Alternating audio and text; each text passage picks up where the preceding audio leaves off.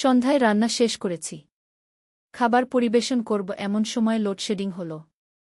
মোমবাতি জ্বালিয়ে খেতে বসলাম। ছেলে টেবিলের ওপাশে বসল। মোমবাতির আলো তার মুখ ঝলসে উঠছে। কেমন লাগছে খেতে জিজ্ঞেস করলাম। ভালো। তবে খাবারের চেয়ে তোমাকে দেখতে ভালো লাগছে গি। আমি হাসলাম। কি বলিস? সত্যি মা। এই মোমবাতির আলো তোমাকে দেখে আমার মনে হচ্ছে তুমি একজন নববিবাহিতা গু। আমি খাওয়া বন্ধ করে তার দিকে তাকালাম। তোমার চুল, তোমার মুখ, তোমার হাসি, সবকিছু এই আলো যেন জীবন্ত হয়ে উঠেছে গি। মোমের মিষ্টি গন্ধ চারদিকে ছড়িয়ে আছে। মা, আমি একটা কথা বলবো?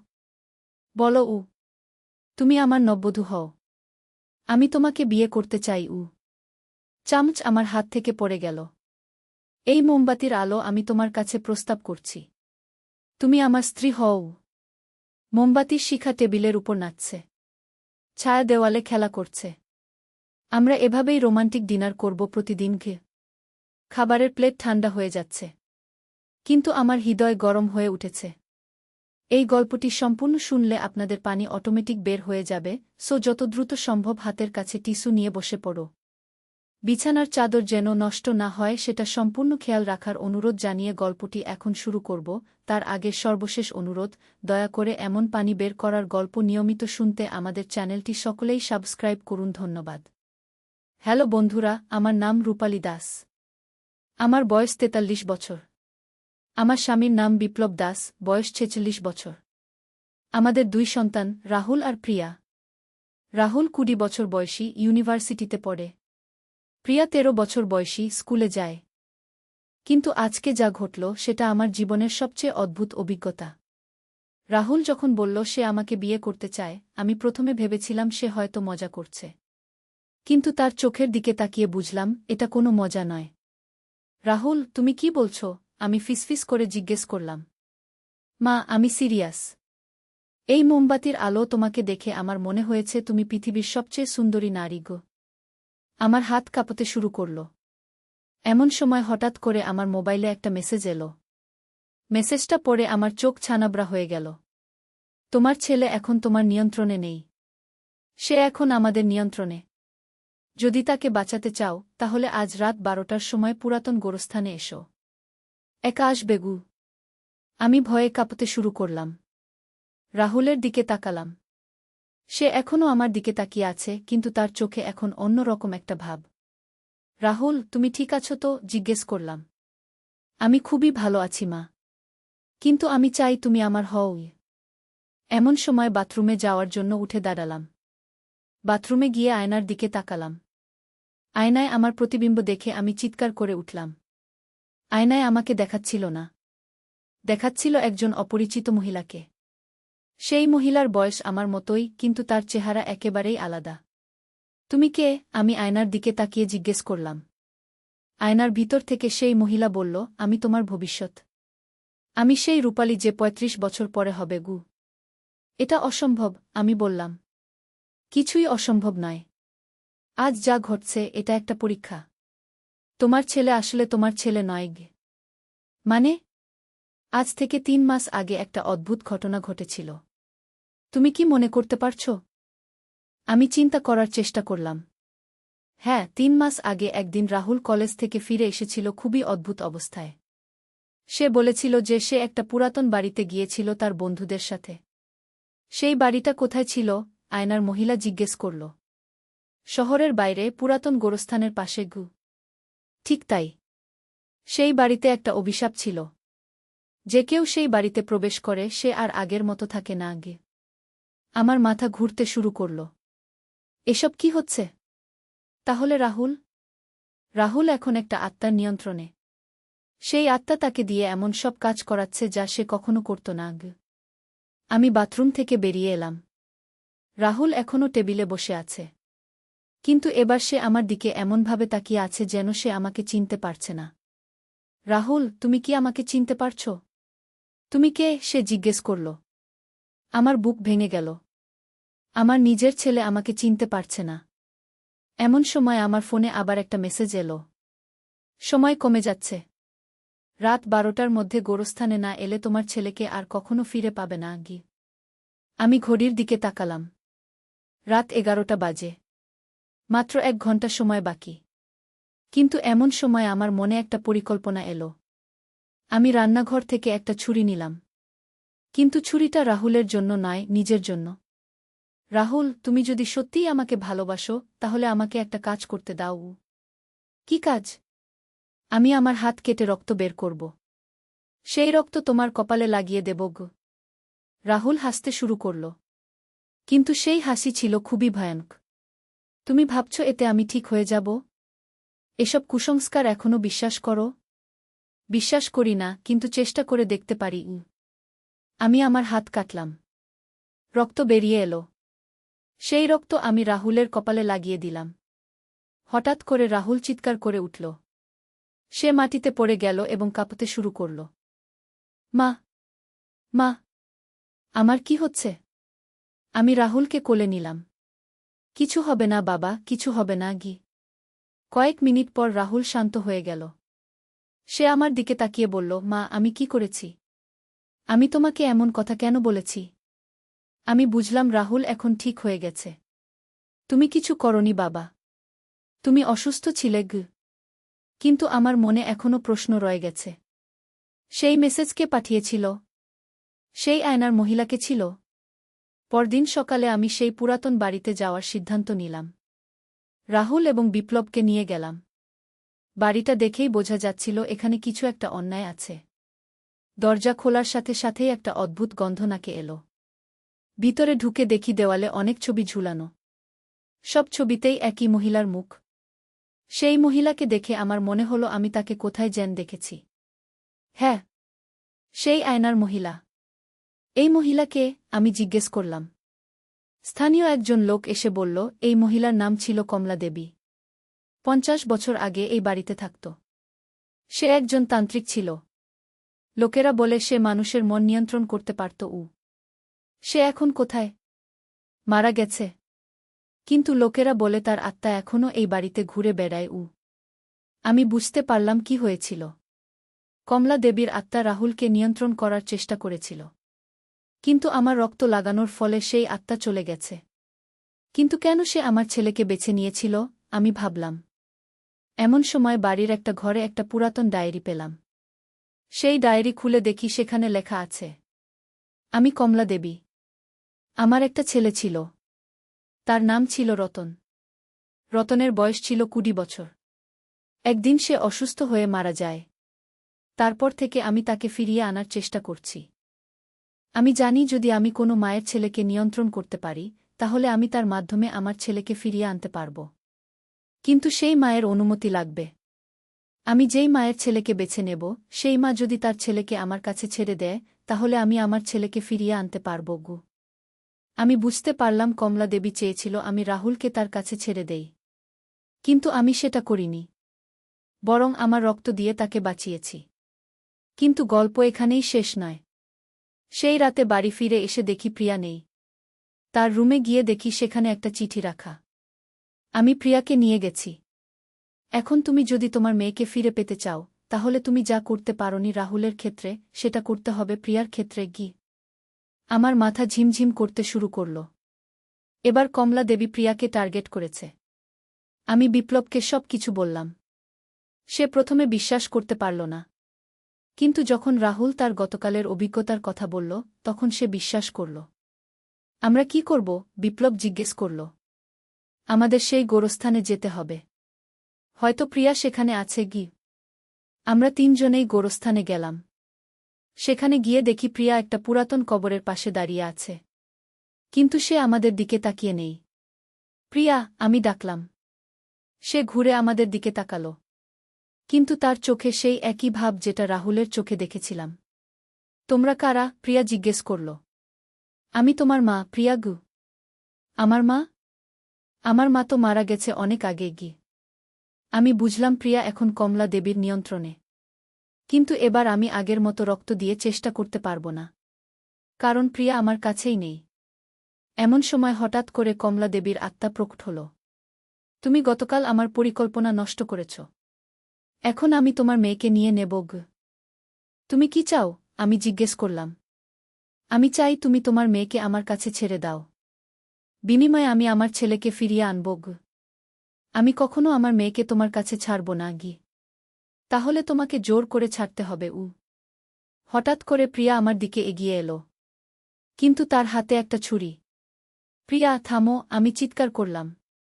কিন্তু প্রিয়া থামল না। সে আমাকে ছুরি দিয়ে আঘাত করার চেষ্টা করল। এমন সময় রাহুল এগিয়ে এসে প্রিয়ার হাত ধরে ফেলল।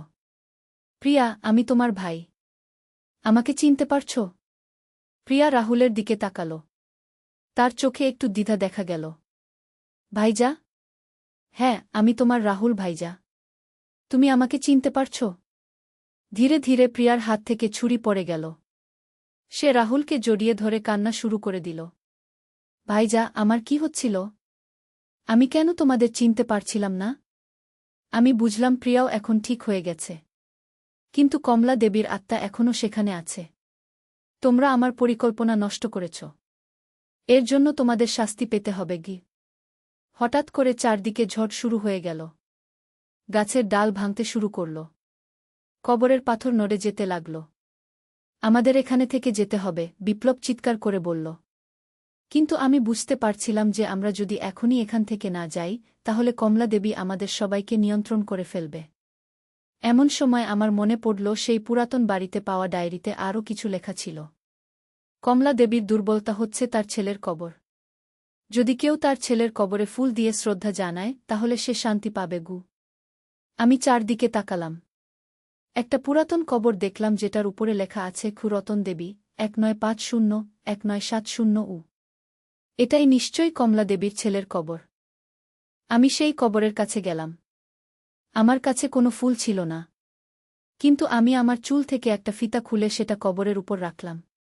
কমলা দেবী, আমি তোমার ছেলের জন্য দুঃখিত। কিন্তু তুমি যা করছো সেটা ঠিক নয়। তোমার ছেলে মারা গেছে। তুমি তাকে ফিরিয়ে আনতে পারবে না। বরং তুমি অন্য মানুষের ক্ষতি করছো গু। হঠাৎ করে ঝড় থেমে গেল। চারদিক শান্ত হয়ে গেল। কমলা দেবীর আত্মা আবার প্রকট হল। কিন্তু এবার তার মুখে রাগ নেই, বরং দুঃখ। আমি জানি আমি ভুল করছি। কিন্তু আমি আমার ছেলেকে ভালোবাসি। আমি তাকে ছাড়া থাকতে পারি না গি। আমি বুঝতে পারছি তোমার কষ্ট। কিন্তু তুমি যদি সত্যিই তোমার ছেলেকে ভালোবাসো, তাহলে তাকে শান্তিতে যেতে দাও উ। কমলা দেবী কয়েক মিনিট চুপ করে থাকল। তারপর বলল, তুমি ঠিক বলেছ। আমি আমার ছেলেকে কষ্ট দিচ্ছি। আমার উচিত তাকে শান্তিতে যেতে দেওয়া গু। তুমি যদি চাও, আমি তোমার ছেলের জন্য প্রার্থনা করতে পারি গু। তুমি সেটা করবে? অবশ্যই গু। আমি রতনের কবরের সামনে হাত জোট করে প্রার্থনা শুরু করলাম। হে ভগবান, রতনের আত্মা যেন শান্তি পায়। সে যেন সকল কষ্ট থেকে মুক্তি পায় গু। হঠাৎ করে একটা উজ্জ্বল আলো দেখা গেল। সেই আলোর মধ্যে একটা ছেলের আকৃতি দেখা গেল। মা, সেই ছেলে বলল। কমলা দেবী কান্না শুরু করে দিল। রতন, আমার ছেলে। মা, তুমি আমার জন্য এত কষ্ট করেছ। কিন্তু আমি এখন খুশি আছি। তুমি আর আমার জন্য চিন্তা করো না গি। কিন্তু আমি তোমাকে ছাড়া থাকতে পারি না গি। মা, তুমি থাকতে পারবে। তুমি শক্তিশালী। আমি সবসময় তোমার সাথে থাকব, কিন্তু আর তোমাকে কষ্ট দেব না গি। রতনের আকৃতি ধীরে ধীরে মিলিয়ে যেতে শুরু করল। বিদায় মা। আমি তোমাকে ভালোবাসি উ। আমিও তোমাকে ভালোবাসি রতন উ। রতনের আকৃতি সম্পূর্ণ মিলিয়ে যাওয়ার পর কমলা দেবী আমার দিকে তাকাল। তোমাকে ধন্যবাদ। তুমি আমাকে সত্যি দেখিয়েছ গু। এটা আমার কর্তব্য ছিল গু। আমি আর কারো ক্ষতি করব না। আমি এখন শান্তিতে থাকব উ। কমলা দেবীর আত্মাও ধীরে ধীরে অদৃশ্য হয়ে গেল। আমরা চারজনে বাড়ি ফিরে এলাম। কিন্তু এই ঘটনা আমাদের জীবনে একটা বড় পরিবর্তন এনে দিল। পরের দিন সকালে যখন উঠলাম, দেখি রাহুল রান্নাঘরে আমার জন্য চা বানিয়ে রেখেছে। মা, তুমি গতকাল আমাকে বাঁচিয়েছ। আমি কিভাবে তোমাকে ধন্যবাদ দেব? তুমি আমার ছেলে। আমি সবসময় তোমাকে বাঁচাবো উ। প্রিয়াও এসে আমাকে জড়িয়ে ধরল। মা, আমার খুব ভয় লেগেছিল। আমি মনে করতে পারছিলাম না তোমরা কারাগু। এখন সব ঠিক হয়ে গেছে বাবাগু। বিপ্লব বলল, রূপালী, তুমি সত্যিই অসাধারণ। তুমি না থাকলে আমাদের পরিবারটা ভেঙে যেত উ। কিন্তু এই ঘটনার পর আরও কিছু অদ্ভুত বিষয় ঘটতে শুরু করল। কয়েকদিন পর আমি লক্ষ্য করলাম যে আমি মানুষের মনের কথা পড়তে পারছি। যখন কেউ আমার সামনে মিথ্যা বলে আমি সেটা বুঝতে পারি। একদিন রাহুলের বন্ধু অনিকেত আমাদের বাড়িতে এলো। সে বলল, আন্টি, আমি রাহুলের কাছে ৫,০০০ টাকা ধার নিয়েছিলাম। সেটা ফেরত দিতে এসেছি। কিন্তু আমি বুঝতে পারলাম সে মিথ্যা বলছে। সে আসলে রাহুলের কাছ থেকে আরও টাকা নেওয়ার জন্য এসেছে। অনিকেত, তুমি সত্যি বলছ না? তুমি আসলে কেন এসেছ? অনিকেত অবাক হয়ে গেল। আন্টি, আপনি কিভাবে জানলেন? আমি জানি। তুমি রাহুলের কাছ থেকে আরও টাকা নিতে এসেছ। অনিকেত মাথা নিচু করে বলল, হ্যাঁ আন্টি। আমার বাবা অসুস্থ। আমার টাকা দরকার। তুমি সরাসরি বললে না কেন? মিথ্যা বলার দরকার ছিল না। আমি অনিকেতকে প্রয়োজনীয় টাকা দিলাম। কিন্তু আমি ভাবতে লাগলাম কিভাবে আমি তার মনের কথা বুঝতে পারলাম। এই ঘটনার পর আমি বুঝতে পারলাম যে কমলা দেবীর সাথে যোগাযোগের ফলে আমার মধ্যে কিছু অলৌকিক ক্ষমতা এসেছে। কয়েক সপ্তাহ পর আমাদের পাড়ার একটা মেয়ে সীমা হারিয়ে গেল। তার মা কান্নাকাটি করে আমার কাছে এলো। দিদি, আপনি কি সীমাকে খুঁজে দিতে পারবেন? আমি জানতাম না কেন, কিন্তু আমার মনে হলো সীমা পুরাতন রেল স্টেশনের কাছে কোথাও আছে। তুমি রেল স্টেশনে খোঁজ করেছ? না, ওইদিকে কেন যাব? একবার দেখো। সীমার মা রেল স্টেশনে গিয়ে সীমাকে পেয়ে গেল। সীমা তার বন্ধুদের সাথে সেখানে খেলা করছিল। এই ঘটনার পর পাড়ার অনেকেই আমার কাছে সাহায্যের জন্য আসতে শুরু করল। কেউ হারানো জিনিস খুঁজে দিতে বলত, কেউ অসুস্থতার কারণ জানতে চাইত। একদিন আমাদের প্রতিবেশী মিসেস চৌধুরী এলেন। উনার স্বামী কয়েক মাস ধরে খুবই অসুস্থ। ডাক্তাররা কোনো কারণ খুঁজে পাচ্ছেন না। রূপালী, তুমি কি বলতে পারো আমার স্বামীর কি সমস্যা? আমি চোখ বন্ধ করে ভাবলাম। আমার মনে হলো মিস্টার চৌধুরীর বাড়িতে কোনো নেগেটিভ এনার্জি আছে। আপনার বাড়িতে কি কোনো পুরাতন জিনিস আছে যেটা অন্য কারো কাছ থেকে এনেছেন? হ্যাঁ, আমরা গত মাসে একটা পুরাতন আলমারি কিনেছি। সেই আলমারিটা ফেলে দিন। কিন্তু সেটা তো খুবই দামি। বিশ্বাস করুন, সেটা ফেলে দিন। মিসেস চৌধুরী সেই আলমারি ফেলে দেওয়ার পর থেকে তার স্বামী ধীরে ধীরে সুস্থ হয়ে উঠলেন। এইভাবে আমি অনেক মানুষের সাহায্য করতে শুরু করলাম। কিন্তু আমি জানতাম যে এই ক্ষমতা আমার কাছে এসেছে কমলা দেবীর কারণে। একদিন রাতে আমি স্বপ্নে কমলা দেবীকে দেখলাম। রূপালী, তুমি আমার দেওয়া এই ক্ষমতা ভালো কাজে ব্যবহার করছ। আমি খুশি। এই ক্ষমতা কি সবসময় থাকবে? যতদিন তুমি এটা ভালো কাজে ব্যবহার করবে ততদিন থাকবে। আমি কখনো এটার অপব্যবহার করব না। আমি জানি তুমি একজন ভালো মানুষকে। স্বপ্ন থেকে উঠে আমি বুঝতে পারলাম যে কমলা দেবী এখন শান্তিতে আছে। সে আর কারো ক্ষতি করবে না, বরং সে আমার মাধ্যমে অন্যদের সাহায্য করছে। কয়েক মাস পর আমাদের শহরে একটা বড় দুর্ঘটনা ঘটল। একটা বাস খাদে পড়ে গেল। অনেক মানুষ আহত হল। আমি সেখানে গিয়ে আহতদের সাহায্য করতে শুরু করলাম। কিন্তু আমি দেখলাম যে একজন লোক এখনও বাসের ভিতরে আটকে আছে। ওই লোকটাকে কেউ বের করুন, আমি চিৎকার করে বললাম। কোন লোক? আমরা তো সবাইকে বের করেছি। কি রেস্কিউ টিমের একজন বলল। আমি বুঝলাম যে আমি সেই লোকটাকে দেখতে পাচ্ছি যাকে অন্যরা দেখতে পাচ্ছে না। আমি রেস্কিউ টিমকে গাইড করলাম। তারা বাসের যে অংশে আমি লোকটাকে দেখতে পাচ্ছিলাম সেখানে খোঁজ করল। সত্যিই সেখানে একজন লোক আটকে ছিল। তাকে বের করে হাসপাতালে নিয়ে যাওয়া হলো। এই ঘটনার পর আমি বুঝতে পারলাম যে আমার ক্ষমতা শুধু মানুষের মনের কথা পড়ার মধ্যেই সীমাবদ্ধ নয়। আমি এমন অনেক কিছু দেখতে পারি যা অন্যরা পারে না। একদিন আমার মনে হলো আমার এই অভিজ্ঞতা নিয়ে একটা বই লেখা উচিত, যাতে অন্যরাও জানতে পারে যে অলৌকিক ঘটনা সত্যিই ঘটে। আমি বইটা লেখা শুরু করলাম। বইয়ের নাম দিলাম অদৃশ্য জগতের সন্ধানে। বইটা প্রকাশ হওয়ার পর অনেক মানুষ আমার সাথে যোগাযোগ করতে শুরু করল। তারা তাদের অভিজ্ঞতা শেয়ার করত এবং সাহায্য চাইত। একদিন একজন যুবতী মেয়ে আমার কাছে এলো। তার নাম অপর্ণা। আন্টি, আমি আপনার বই পড়েছি। আমারও একটা সমস্যা আছে। কি সমস্যা? আমার মনে হয় আমার বাড়িতে কোনো ভূত আছে। রাতে অদ্ভুত আওয়াজ শুনতে পাই। আমি অপর্ণার সাথে তার বাড়িতে গেলাম। সেখানে গিয়ে আমি অনুভব করলাম যে সত্যিই কোনো আত্মা আছে। কিন্তু এই আত্মা কমলা দেবীর মতো ক্ষতিকর নয়। এটা একটা শান্ত আত্মা। আমি সেই আত্মার সাথে কথা বলার চেষ্টা করলাম। তুমি কে? তুমি এখানে কেন আছো?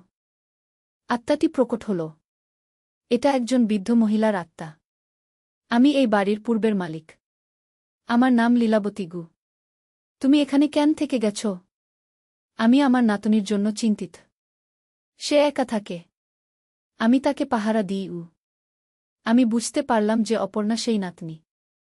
অপর্ণা, এই বাড়িতে আগে কে থাকত? আমার দাদিমা।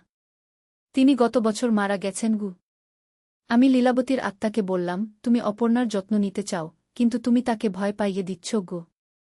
আমি তো তার ক্ষতি করি না গি। কিন্তু সে ভয় পাচ্ছে। তুমি যদি সত্যিই তাকে ভালোবাসো, তাহলে তাকে স্বাভাবিক জীবনযাত্রা করতে দাও। লীলাবতী কিছুক্ষণ চিন্তা করল। তারপর বলল, তুমি ঠিক বলেছ। আমি চলে যাব। কিন্তু তার আগে অপর্ণার সাথে একবার কথা বলো। লীলাবতী অপর্ণার সামনে প্রকট হল। দাদিমা। অপর্ণা কান্না শুরু করে দিল। আমার সোনা, আমি তোমাকে ভয় পাইয়েছি। না দাদিমা, আমি জানতাম না যে এটা তুমি গু। আমি চলে যাচ্ছি। কিন্তু মনে রেখো, আমি সবসময় তোমার সাথে আছি গু। আমি তোমাকে মিস করব গু। আমিও তোমাকে মিস করব গু। লীলাবতীর আত্মা অদৃশ্য হয়ে গেল। কিন্তু এরপর অপর্ণার বাড়িতে আর কোনো অদ্ভুত আওয়াজ হয়নি। এইভাবে আমি অনেক মানুষের সমস্যার সমাধান করতে শুরু করলাম। আমার বইয়ের দ্বিতীয় খণ্ড লেখার পরিকল্পনা করছি। কিন্তু সবচেয়ে বড় কথা হল, এই সব অভিজ্ঞতার ফলে আমাদের পরিবার আরও শক্তিশালী হয়েছে। রাহুল এখন আরও দায়িত্বশীল। প্রিয়া আরও সাহসী। আর বিপ্লব আমাকে আরও ভালোবাসে। গতকাল রাতে রাহুল বলল, মা, তুমি জানো আমি তোমাকে কতটা ভালোবাসি? কতটা? এতটা যে আমি তোমাকে হারাতে পারব না। সেদিন যখন আমি নিয়ন্ত্রণ হারিয়ে ফেলেছিলাম, আমার খুব ভয় হয়েছিল যে আমি তোমাকে কষ্ট দেব গু। তুমি আমাকে কোনো কষ্ট দাওনি বাবা গি। আমি জানি। কিন্তু আমার ভয় হয়েছিল গু। প্রিয়াও বলল, মা, আমিও তোমাকে অনেক ভালোবাসি। তুমি আমাকে বাঁচিয়েছ গু। বিপ্লব বলল, রূপালী, তুমি শুধু আমাদের পরিবারকেই নয়, অনেক মানুষকে সাহায্য করছ। আমি তোমার উপর খুবই গর্বিত। আজকে আমি উপলব্ধি করলাম যে জীবনে যা কিছুই ঘটুক না কেন, পরিবারের ভালোবাসাই সবচেয়ে শক্তিশালী। আমার এই অলৌকিক ক্ষমতাও সেই ভালোবাসা থেকেই এসেছে। কমলা দেবী যখন আমার পরিবারকে আক্রমণ করেছিল, আমি তাকে প্রতিহত করেছিলাম পরিবারের ভালোবাসা দিয়েই। আর সেই ভালোবাসাই আমাকে এই ক্ষমতা দিয়েছে যাতে আমি অন্যদের সাহায্য করতে পারি। আমি জানি আমার এই গল্প অনেকের কাছে অবিশ্বাস্য মনে হবে। কিন্তু এটা সত্য। অলৌকিক ঘটনা সত্যিই ঘটে। আর সবচেয়ে বড় অলৌকিক শক্তি হল ভালোবাসা। যদি আপনারও কখনো এমন কোনো অভিজ্ঞতা হয়, ভয় পাবেন না। বরং সেই পরিস্থিতিকে ভালোবাসা দিয়ে মোকাবেলা করুন। দেখবেন সবকিছু ঠিক হয়ে যাবে। আমার গল্প এখানেই শেষ। কিন্তু আমার জীবনের নতুন অধ্যায় সবেমাত্র শুরু হয়েছে। আমি জানি আরও অনেক মানুষ আমার সাহায্যের জন্য অপেক্ষা করছে। আর আমি তাদের সাহায্য করতে প্রস্তুত। আমি ঘড়ির দিকে তাকালাম। রাত 11টা বাজে। মাত্র 1 ঘন্টা সময় বাকি। কিন্তু এমন সময় আমার মনে একটা পরিকল্পনা এলো। আমি রান্নাঘর থেকে একটা ছুরি নিলাম। কিন্তু ছুরিটা রাহুলের জন্য নয়, নিজের জন্য। রাহুল, তুমি যদি সত্যিই আমাকে ভালোবাসো, তাহলে আমাকে একটা কাজ করতে দাও। কি কাজ? আমি আমার হাত কেটে রক্ত বের করব। সেই রক্ত তোমার কপালে লাগিয়ে দেব গো। রাহুল হাসতে শুরু করল। কিন্তু সেই হাসি ছিল খুবই ভয়ানক। তুমি ভাবছ এতে আমি ঠিক হয়ে যাব? এসব কুসংস্কার এখনো বিশ্বাস করো? বিশ্বাস করি না, কিন্তু চেষ্টা করে দেখতে পারি। আমি আমার হাত কাটলাম। রক্ত বেরিয়ে এলো। সেই রক্ত আমি রাহুলের কপালে লাগিয়ে দিলাম। হঠাৎ করে রাহুল চিৎকার করে উঠল। সে মাটিতে পড়ে গেল এবং কাঁপতে শুরু করল। মা! মা! আমার কি হচ্ছে? আমি রাহুলকে কোলে নিলাম। কিছু হবে না বাবা, কিছু হবে না গি। কয়েক মিনিট পর রাহুল শান্ত হয়ে গেল। সে আমার দিকে তাকিয়ে বলল, মা, আমি কি করেছি? আমি তোমাকে এমন কথা কেন বলেছি? আমি বুঝলাম রাহুল এখন ঠিক হয়ে গেছে। তুমি কিছু করনি বাবা। তুমি অসুস্থ ছিলে গু। কিন্তু আমার মনে এখনো প্রশ্ন রয়ে গেছে। সেই মেসেজ কে পাঠিয়েছিল? সেই আয়নার মহিলাকে ছিল? পরদিন সকালে আমি সেই পুরাতন বাড়িতে যাওয়ার সিদ্ধান্ত নিলাম। রাহুল এবং বিপ্লবকে নিয়ে গেলাম। বাড়িটা দেখেই বোঝা যাচ্ছিল এখানে কিছু একটা অন্যায় আছে। দরজা খোলার সাথে সাথেই একটা অদ্ভুত গন্ধ নাকে এলো। ভিতরে ঢুকে দেখি দেওয়ালে অনেক ছবি ঝুলানো। সব ছবিতেই একই মহিলার মুখ। সেই মহিলাকে দেখে আমার মনে হলো আমি তাকে কোথায় যেন দেখেছি। হ্যাঁ, সেই আয়নার মহিলা। এই মহিলাকে? আমি জিজ্ঞেস করলাম। স্থানীয় একজন লোক এসে বলল, এই মহিলার নাম ছিল কমলা দেবী। 50 বছর আগে এই বাড়িতে থাকত। সে একজন তান্ত্রিক ছিল। লোকেরা বলে সে মানুষের মন নিয়ন্ত্রণ করতে পারত। সে এখন কোথায়? মারা গেছে। কিন্তু লোকেরা বলে তার আত্মা এখনও এই বাড়িতে ঘুরে বেড়ায়। আমি বুঝতে পারলাম কি হয়েছিল। কমলা দেবীর আত্মা রাহুলকে নিয়ন্ত্রণ করার চেষ্টা করেছিল। কিন্তু আমার রক্ত লাগানোর ফলে সেই আত্মা চলে গেছে। কিন্তু কেন সে আমার ছেলেকে বেছে নিয়েছিল? আমি ভাবলাম। এমন সময় বাড়ির একটা ঘরে একটা পুরাতন ডায়েরি পেলাম। সেই ডায়েরি খুলে দেখি সেখানে লেখা আছে, আমি কমলা দেবী। আমার একটা ছেলে ছিল। তার নাম ছিল রতন। রতনের বয়স ছিল 20 বছর। একদিন সে অসুস্থ হয়ে মারা যায়। তারপর থেকে আমি তাকে ফিরিয়ে আনার চেষ্টা করছি। আমি জানি যদি আমি কোনো মায়ের ছেলেকে নিয়ন্ত্রণ করতে পারি, তাহলে আমি তার মাধ্যমে আমার ছেলেকে ফিরিয়ে আনতে পারব। কিন্তু সেই মায়ের অনুমতি লাগবে। আমি যেই মায়ের ছেলেকে বেছে নেব, সেই মা যদি তার ছেলেকে আমার কাছে ছেড়ে দেয়, তাহলে আমি আমার ছেলেকে ফিরিয়ে আনতে পারব। আমি বুঝতে পারলাম কমলা দেবী চেয়েছিল আমি রাহুলকে তার কাছে ছেড়ে দেই। কিন্তু আমি সেটা করিনি। বরং আমার রক্ত দিয়ে তাকে বাঁচিয়েছি। কিন্তু গল্প এখানেই শেষ নয়। সেই রাতে বাড়ি ফিরে এসে দেখি প্রিয়া নেই। তার রুমে গিয়ে দেখি সেখানে একটা চিঠি রাখা। আমি প্রিয়াকে নিয়ে গেছি। এখন তুমি যদি তোমার মেয়েকে ফিরে পেতে চাও, তাহলে তুমি যা করতে পারোনি রাহুলের ক্ষেত্রে, সেটা করতে হবে প্রিয়ার ক্ষেত্রে।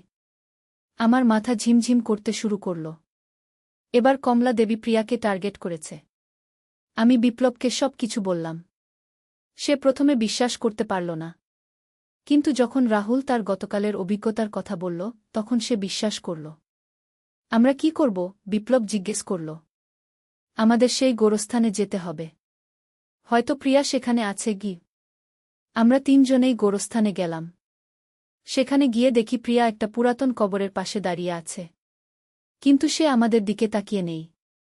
প্রিয়া, আমি ডাকলাম। সে ঘুরে আমাদের দিকে তাকালো। কিন্তু তার চোখে সেই একই ভাব যেটা রাহুলের চোখে দেখেছিলাম। তোমরা কারা? প্রিয়া জিজ্ঞেস করল। আমি তোমার মা, প্রিয়া। আমার মা? আমার মা তো মারা গেছে অনেক আগে। আমি বুঝলাম প্রিয়া এখন কমলা দেবীর নিয়ন্ত্রণে। কিন্তু এবার আমি আগের মতো রক্ত দিয়ে চেষ্টা করতে পারব না। কারণ প্রিয়া আমার কাছেই নেই। এমন সময় হঠাৎ করে কমলা দেবীর আত্মা প্রকট হল। তুমি গতকাল আমার পরিকল্পনা নষ্ট করেছ। এখন আমি তোমার মেয়েকে নিয়ে নেব। তুমি কি চাও? আমি জিজ্ঞেস করলাম। আমি চাই তুমি তোমার মেয়েকে আমার কাছে ছেড়ে দাও। বিনিময়ে আমি আমার ছেলেকে ফিরিয়ে আনব।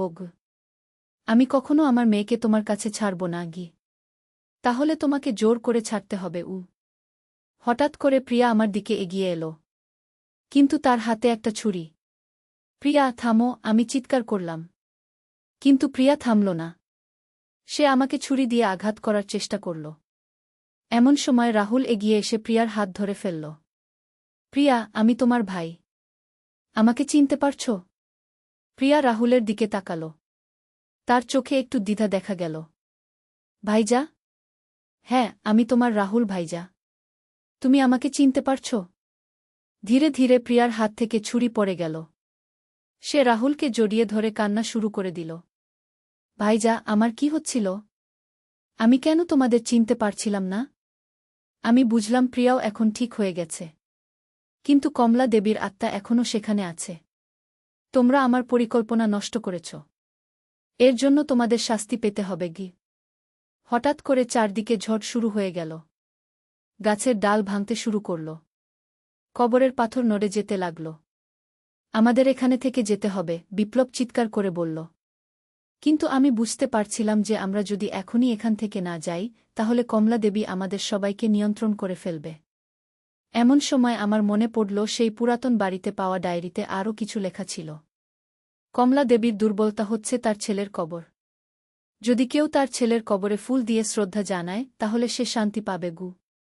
আমি চারদিকে তাকালাম। একটা পুরাতন কবর দেখলাম যেটার উপরে লেখা আছে রতন দেবী 1950-1970 এটাই নিশ্চয়ই কমলা দেবীর ছেলের কবর। আমি সেই কবরের কাছে গেলাম। আমার কাছে কোনো ফুল ছিল না, কিন্তু আমি আমার চুল থেকে একটা ফিতা খুলে সেটা কবরের উপর রাখলাম। কমলা দেবী, আমি তোমার ছেলের জন্য দুঃখিত, কিন্তু তুমি যা করছো সেটা ঠিক নয়। তোমার ছেলে মারা গেছে, তুমি তাকে ফিরিয়ে আনতে পারবে না, বরং তুমি অন্য মানুষের ক্ষতি করছো গু। হঠাৎ করে ঝড় থেমে গেল। চারদিক শান্ত হয়ে গেল। কমলা দেবীর আত্মা আবার প্রকট হল, কিন্তু এবার তার মুখে রাগ নেই, বরং দুঃখ। আমি জানি আমি ভুল করছি, কিন্তু আমি আমার ছেলেকে ভালোবাসি। আমি তাকে ছাড়া থাকতে পারি না গি। আমি বুঝতে পারছি তোমার কষ্ট, কিন্তু তুমি যদি সত্যিই তোমার ছেলেকে ভালোবাসো তাহলে তাকে শান্তিতে যেতে দাও উ। কমলা দেবী কয়েক মিনিট চুপ করে থাকল। তারপর বলল, তুমি ঠিক বলেছ। আমি আমার ছেলেকে কষ্ট দিচ্ছি। আমার উচিত তাকে শান্তিতে যেতে দেওয়া গু। তুমি যদি চাও আমি তোমার ছেলের জন্য প্রার্থনা করতে পারি গু। তুমি সেটা করবে? অবশ্যই গু। আমি রতনের কবরের সামনে হাত জোট করে প্রার্থনা শুরু করলাম। হে ভগবান, রতনের আত্মা যেন শান্তি পায়, সে যেন সকল কষ্ট থেকে মুক্তি পায় গু। হঠাৎ করে একটা উজ্জ্বল আলো দেখা গেল। সেই আলোর মধ্যে একটা ছেলের আকৃতি দেখা গেল। মা, সেই ছেলে বলল। কমলা দেবী কান্না শুরু করে দিল। রতন, আমার ছেলে। মা, তুমি আমার জন্য এত কষ্ট করেছ, কিন্তু আমি এখন খুশি আছি। তুমি আর আমার জন্য চিন্তা করো না গি। কিন্তু আমি তোমাকে ছাড়া থাকতে পারি না গি। মা, তুমি থাকতে পারবে। তুমি শক্তিশালী। আমি সবসময় তোমার সাথে থাকব, কিন্তু আর তোমাকে কষ্ট দেব না গি। রতনের আকৃতি ধীরে ধীরে মিলিয়ে যেতে শুরু করল। বিদায় মা। আমি তোমাকে ভালোবাসি উ। আমিও তোমাকে ভালোবাসি রতন উ। রতনের আকৃতি সম্পূর্ণ মিলিয়ে যাওয়ার পর কমলা দেবী আমার দিকে তাকাল। তোমাকে ধন্যবাদ। তুমি আমাকে সত্যি দেখিয়েছ গু। এটা আমার কর্তব্য ছিল গু। আমি আর কারো ক্ষতি করব না। আমি এখন শান্তিতে থাকব উ। কমলা দেবীর আত্মাও ধীরে ধীরে অদৃশ্য হয়ে গেল। আমরা চারজনে বাড়ি ফিরে এলাম। কিন্তু এই ঘটনা আমাদের জীবনে একটা বড় পরিবর্তন এনে দিল। পরের দিন সকালে যখন উঠলাম, দেখি রাহুল রান্নাঘরে আমার জন্য চা বানিয়ে রেখেছে। মা, তুমি গতকাল আমাকে বাঁচিয়েছ। আমি কিভাবে তোমাকে ধন্যবাদ দেব? তুমি আমার ছেলে। আমি সবসময় তোমাকে বাঁচাবো উ। প্রিয়াও এসে আমাকে জড়িয়ে ধরল। মা, আমার খুব ভয় লেগেছিল। আমি মনে করতে পারছিলাম না তোমরা কারাগু। এখন সব ঠিক হয়ে গেছে বাবাগু। বিপ্লব বলল, রূপালী, তুমি সত্যিই অসাধারণ। তুমি না থাকলে আমাদের পরিবারটা ভেঙে যেত উ। কিন্তু এই ঘটনার পর আরও কিছু অদ্ভুত বিষয় ঘটতে শুরু করল। কয়েকদিন পর আমি লক্ষ্য করলাম যে আমি মানুষের মনের কথা পড়তে পারছি। যখন কেউ আমার সামনে মিথ্যা বলে আমি সেটা বুঝতে পারি। একদিন রাহুলের বন্ধু অনিকেত আমাদের বাড়িতে এলো। সে বলল, আন্টি, আমি রাহুলের কাছে 5,000 টাকা ধার নিয়েছিলাম। সেটা ফেরত দিতে এসেছি উ। কিন্তু আমি বুঝতে পারলাম সে মিথ্যা বলছে।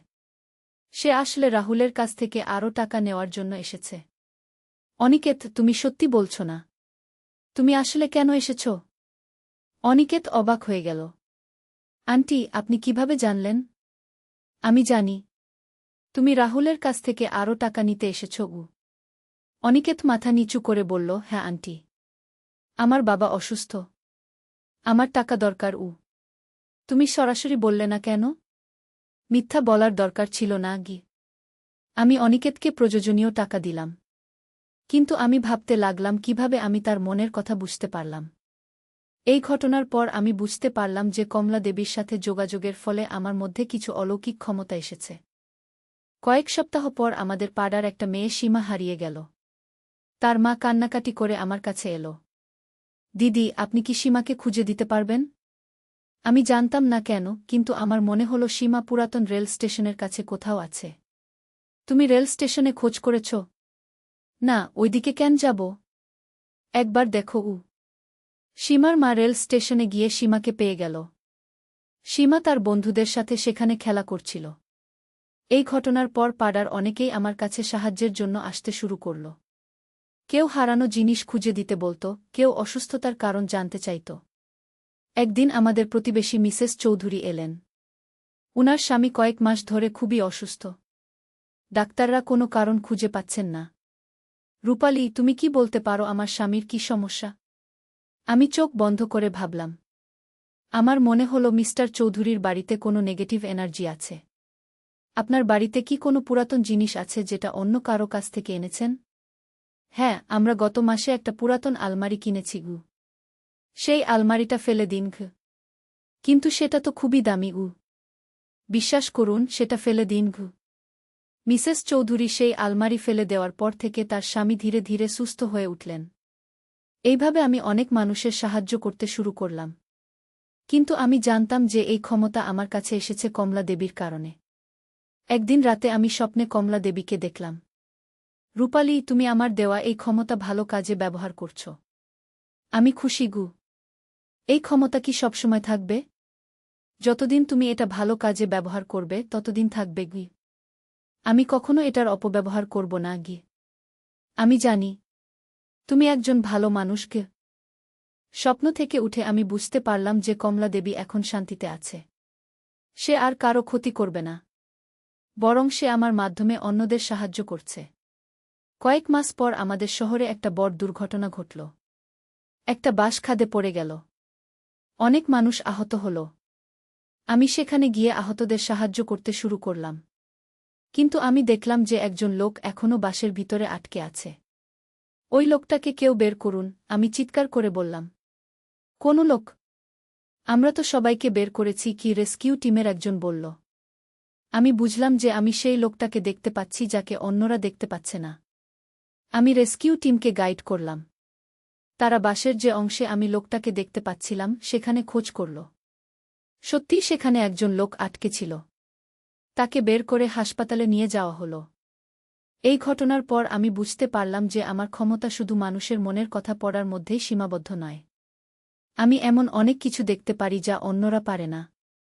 একদিন আমার মনে হলো আমার এই অভিজ্ঞতা নিয়ে একটা বই লেখা উচিত, যাতে অন্যরাও জানতে পারে যে অলৌকিক ঘটনা সত্যিই ঘটে। আমি বইটা লেখা শুরু করলাম। বইয়ের নাম দিলাম অদৃশ্য জগতের সন্ধানে। বইটা প্রকাশ হওয়ার পর অনেক মানুষ আমার সাথে যোগাযোগ করতে শুরু করল। তারা তাদের অভিজ্ঞতা শেয়ার করত এবং সাহায্য চাইত। একদিন একজন যুবতী মেয়ে আমার কাছে এলো। তার নাম অপর্ণা। আন্টি, আমি আপনার বই পড়েছি। আমারও একটা সমস্যা আছে। কি সমস্যা? আমার মনে হয় আমার বাড়িতে কোনো ভূত আছে। রাতে অদ্ভুত আওয়াজ শুনতে পাই। আমি অপর্ণার সাথে তার বাড়িতে গেলাম। সেখানে গিয়ে আমি অনুভব করলাম যে সত্যিই কোনো আত্মা আছে। কিন্তু এই আত্মা কমলা দেবীর মতো ক্ষতিকর নয়। এটা একটা শান্ত আত্মা। আমি সেই আত্মার সাথে কথা বলার চেষ্টা করলাম। তুমি কে? তুমি এখানে কেন আছো? আত্মাটি প্রকট হল। এটা একজন বৃদ্ধ মহিলার আত্মা। আমি এই বাড়ির পূর্বের মালিক। আমার নাম লীলাবতী। তুমি এখানে কেন থেকে গেছ? আমি আমার নাতনির জন্য চিন্তিত। সে একা থাকে। আমি তাকে পাহারা দিই।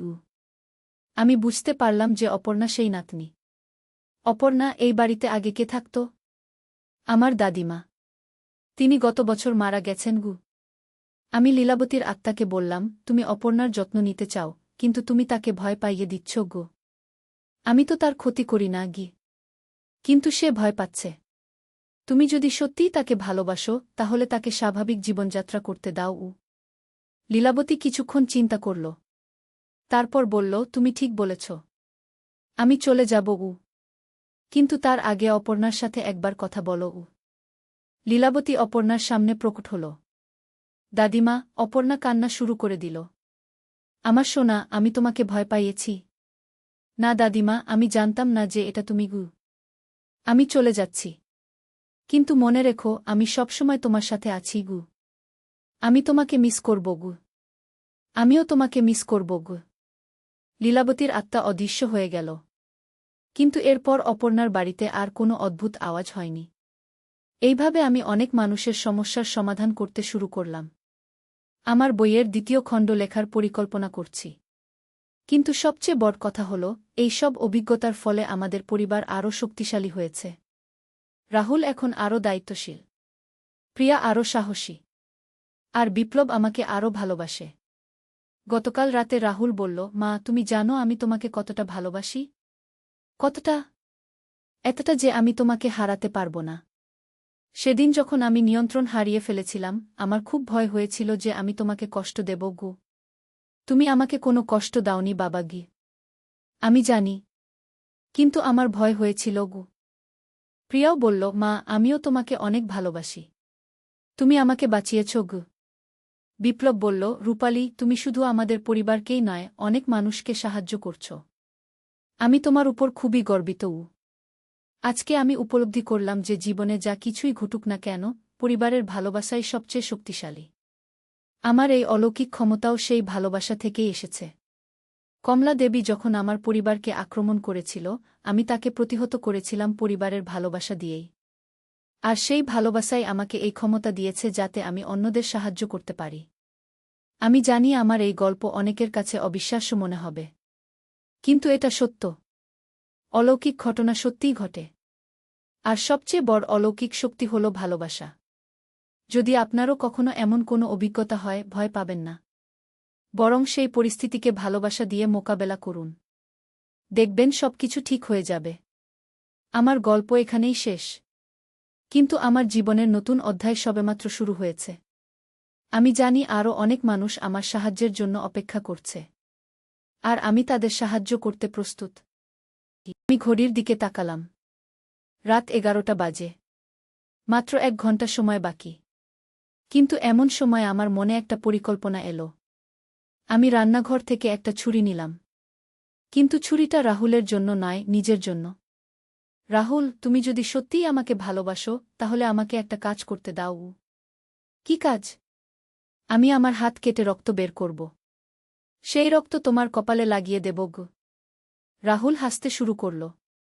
কিন্তু সেই হাসি ছিল খুবই ভয়ানক। তুমি ভাবছ এতে আমি ঠিক হয়ে যাব? এসব কুসংস্কার এখনো বিশ্বাস করো? বিশ্বাস করি না, কিন্তু চেষ্টা করে দেখতে পারি। আমি আমার হাত কাটলাম। রক্ত বেরিয়ে এলো। সেই রক্ত আমি রাহুলের কপালে লাগিয়ে দিলাম। হঠাৎ করে রাহুল চিৎকার করে উঠল। সে মাটিতে পড়ে গেল এবং কাঁপতে শুরু করল। মা, মা, আমার কি হচ্ছে? আমি রাহুলকে কোলে নিলাম। কিছু হবে না বাবা, কিছু হবে না গি। কয়েক মিনিট পর রাহুল শান্ত হয়ে গেল। সে আমার দিকে তাকিয়ে বলল, মা, আমি কি করেছি? আমি তোমাকে এমন কথা কেন বলেছি? আমি বুঝলাম রাহুল এখন ঠিক হয়ে গেছে। তুমি কিছু করনি বাবা। তুমি অসুস্থ ছিলে গু। কিন্তু আমার মনে এখনো প্রশ্ন রয়ে গেছে। সেই মেসেজ কে পাঠিয়েছিল? সেই আয়নার মহিলাকে ছিল? পরদিন সকালে আমি সেই পুরাতন বাড়িতে যাওয়ার সিদ্ধান্ত নিলাম। রাহুল এবং বিপ্লবকে নিয়ে গেলাম। বাড়িটা দেখেই বোঝা যাচ্ছিল এখানে কিছু একটা অন্যায় আছে। দরজা খোলার সাথে সাথেই একটা অদ্ভুত গন্ধ নাকে এলো। ভিতরে ঢুকে দেখি দেওয়ালে অনেক ছবি ঝুলানো। সব ছবিতেই একই মহিলার মুখ। সেই মহিলাকে দেখে আমার মনে হলো আমি তাকে কোথায় যেন দেখেছি। হ্যাঁ, সেই আয়নার মহিলা। এই মহিলাকে? আমি জিজ্ঞেস করলাম। স্থানীয় একজন লোক এসে বলল, এই মহিলার নাম ছিল কমলা দেবী। 50 বছর আগে এই বাড়িতে থাকত। সে একজন তান্ত্রিক ছিল। লোকেরা বলে সে মানুষের মন নিয়ন্ত্রণ করতে পারত। সে এখন কোথায়? মারা গেছে। কিন্তু লোকেরা বলে তার আত্মা এখনও এই বাড়িতে ঘুরে বেড়ায়। আমি বুঝতে পারলাম কি হয়েছিল। কমলা দেবীর আত্মা রাহুলকে নিয়ন্ত্রণ করার চেষ্টা করেছিল। কিন্তু আমার রক্ত লাগানোর ফলে সেই আত্মা চলে গেছে। কিন্তু কেন সে আমার ছেলেকে বেছে নিয়েছিল? আমি ভাবলাম। এমন সময় বাড়ির একটা ঘরে একটা পুরাতন ডায়েরি পেলাম। সেই ডায়েরি খুলে দেখি সেখানে লেখা আছে, আমি কমলা দেবী। আমার একটা ছেলে ছিল। তার নাম ছিল রতন। রতনের বয়স ছিল 20 বছর। একদিন সে অসুস্থ হয়ে মারা যায়। তারপর থেকে আমি তাকে ফিরিয়ে আনার চেষ্টা করছি। আমি জানি যদি আমি কোনো মায়ের ছেলেকে নিয়ন্ত্রণ করতে পারি তাহলে আমি তার মাধ্যমে আমার ছেলেকে ফিরিয়ে আনতে পারব। কিন্তু সেই মায়ের অনুমতি লাগবে। আমি যেই মায়ের ছেলেকে বেছে নেব সেই মা যদি তার ছেলেকে আমার কাছে ছেড়ে দেয় তাহলে আমি আমার ছেলেকে ফিরিয়ে আনতে পারব গু। আমি বুঝতে পারলাম কমলা দেবী চেয়েছিল আমি রাহুলকে তার কাছে ছেড়ে দেই। কিন্তু আমি সেটা করিনি। বরং আমার রক্ত দিয়ে তাকে বাঁচিয়েছি। কিন্তু গল্প এখানেই শেষ নয়। সেই রাতে বাড়ি ফিরে এসে দেখি প্রিয়া নেই। তার রুমে গিয়ে দেখি সেখানে একটা চিঠি রাখা। আমি প্রিয়াকে নিয়ে গেছি। এখন তুমি যদি তোমার মেয়েকে ফিরে পেতে চাও তাহলে তুমি যা করতে পারোনি রাহুলের ক্ষেত্রে সেটা করতে হবে প্রিয়ার ক্ষেত্রে গি। আমার মাথা ঝিমঝিম করতে শুরু করল। এবার কমলা দেবী প্রিয়াকে টার্গেট করেছে। আমি বিপ্লবকে সব কিছু বললাম। সে প্রথমে বিশ্বাস করতে পারল না। কিন্তু যখন রাহুল তার গতকালের অভিজ্ঞতার কথা বলল তখন সে বিশ্বাস করল। আমরা কি করব? বিপ্লব জিজ্ঞেস করল। আমাদের সেই গোরস্থানে যেতে হবে। হয়তো প্রিয়া সেখানে আছে গি। আমরা তিনজনেই গোরস্থানে গেলাম। সেখানে গিয়ে দেখি প্রিয়া একটা পুরাতন কবরের পাশে দাঁড়িয়ে আছে। কিন্তু সে আমাদের দিকে তাকিয়ে নেই। প্রিয়া, আমি ডাকলাম। সে ঘুরে আমাদের দিকে তাকাল। কিন্তু তার চোখে সেই একই ভাব যেটা রাহুলের চোখে দেখেছিলাম। তোমরা কারা? প্রিয়া জিজ্ঞেস করল। আমি তোমার মা, প্রিয়া গু। আমার মা? আমার মা তো মারা গেছে অনেক আগে গি। আমি বুঝলাম প্রিয়া এখন কমলা দেবীর নিয়ন্ত্রণে। কিন্তু এবার আমি আগের মতো রক্ত দিয়ে চেষ্টা করতে পারব না। কারণ প্রিয়া আমার কাছেই নেই। এমন সময় হঠাৎ করে কমলা দেবীর আত্মা প্রকট হল। তুমি গতকাল আমার পরিকল্পনা নষ্ট করেছ। এখন আমি তোমার মেয়েকে নিয়ে নেব গু। তুমি কি চাও? আমি জিজ্ঞেস করলাম। আমি চাই তুমি তোমার মেয়েকে আমার কাছে ছেড়ে দাও। বিনিময়ে আমি আমার ছেলেকে ফিরিয়ে আনব গু। আমি কখনো আমার মেয়েকে তোমার কাছে ছাড়ব না গি। তাহলে তোমাকে জোর করে ছাড়তে হবে উ। হঠাৎ করে প্রিয়া আমার দিকে এগিয়ে এলো। কিন্তু তার হাতে একটা ছুরি। প্রিয়া, থামো, আমি চিৎকার করলাম। কিন্তু প্রিয়া থামল না। সে আমাকে ছুরি দিয়ে আঘাত করার চেষ্টা করল। এমন সময় রাহুল এগিয়ে এসে প্রিয়ার হাত ধরে ফেলল। প্রিয়া, আমি তোমার ভাই। আমাকে চিনতে পারছ? প্রিয়া রাহুলের দিকে তাকাল। তার চোখে একটু দ্বিধা দেখা গেল। ভাইজা? হ্যাঁ, আমি তোমার রাহুল ভাইজা। তুমি আমাকে চিনতে পারছ? ধীরে ধীরে প্রিয়ার হাত থেকে ছুরি পড়ে গেল। সে রাহুলকে জড়িয়ে ধরে কান্না শুরু করে দিল। ভাইজা, আমার কি হচ্ছিল? আমি কেন তোমাদের চিনতে পারছিলাম না? আমি বুঝলাম প্রিয়াও এখন ঠিক হয়ে গেছে। কিন্তু কমলা দেবীর আত্মা এখনও সেখানে আছে। তোমরা আমার পরিকল্পনা নষ্ট করেছ। এর জন্য তোমাদের শাস্তি পেতে হবে গি। হঠাৎ করে চারদিকে ঝড় শুরু হয়ে গেল। গাছের ডাল ভাঙতে শুরু করল। কবরের পাথর নড়ে যেতে লাগল। আমাদের এখানে থেকে যেতে হবে, বিপ্লব চিৎকার করে বলল। কিন্তু আমি বুঝতে পারছিলাম যে আমরা যদি এখনই এখান থেকে না যাই তাহলে কমলা দেবী আমাদের সবাইকে নিয়ন্ত্রণ করে ফেলবে। এমন সময় আমার মনে পড়ল সেই পুরাতন বাড়িতে পাওয়া ডায়েরিতে আরও কিছু লেখা ছিল।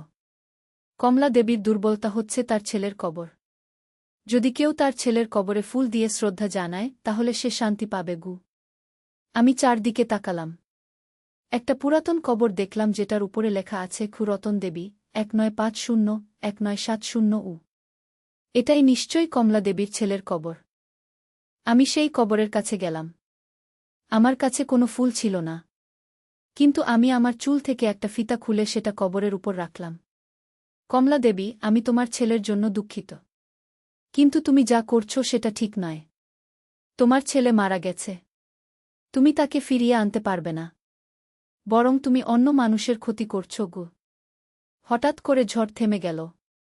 চারদিক শান্ত হয়ে গেল। কমলা দেবীর আত্মা আবার প্রকট হল। কিন্তু এবার তার মুখে রাগ নেই, বরং দুঃখ। আমি জানি আমি ভুল করছি। কিন্তু আমি আমার ছেলেকে ভালোবাসি। আমি তাকে ছাড়া থাকতে পারি না গি। আমি বুঝতে পারছি তোমার কষ্ট। কিন্তু তুমি যদি সত্যিই তোমার ছেলেকে ভালোবাসো তাহলে তাকে শান্তিতে যেতে দাও উ। কমলা দেবী কয়েক মিনিট চুপ করে থাকল। তারপর বলল, তুমি ঠিক বলেছ। আমি আমার ছেলেকে কষ্ট দিচ্ছি। আমার উচিত তাকে শান্তিতে যেতে দেওয়া গু। তুমি যদি চাও আমি তোমার ছেলের জন্য প্রার্থনা করতে পারি গু। তুমি সেটা করবে? অবশ্যই গু। আমি রতনের কবরের সামনে হাত জোড় করে প্রার্থনা শুরু করলাম। হে ভগবান, রতনের আত্মা যেন শান্তি পায়।